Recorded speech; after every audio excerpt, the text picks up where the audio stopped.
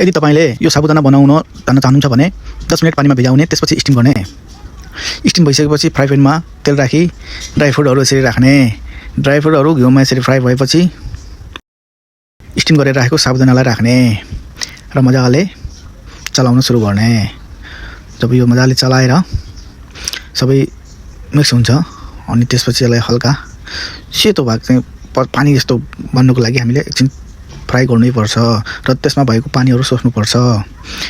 त्यो पानीहरु आगो ठुलो बनाएर पानीहरु सोस्ने। ननस्टिकमा भयो भने यो तल पिनमा लाग्ने डर हुँदैन। र यसरी हाली लास्टमा चिनी राख्ने स्वाद अनुसार। लङ सुकुनको धुलो पनि राख्दा राम्रो हो। यसरी पाकेपछि त्यसमा भएको पानी अटेपछि यसो अल्लु गर्ने। ल हेर्नुस् त कति मिठो। त्यो दुधमा पकाएको साबुदाना भन्दा त यो त कति राम्रो। चाखे हेरौँ न त है कस्तो छ। आहा बवाल छ बवाल। तपाईहरु पनि यस्तो बनाएर खान सक्नुहुन्छ।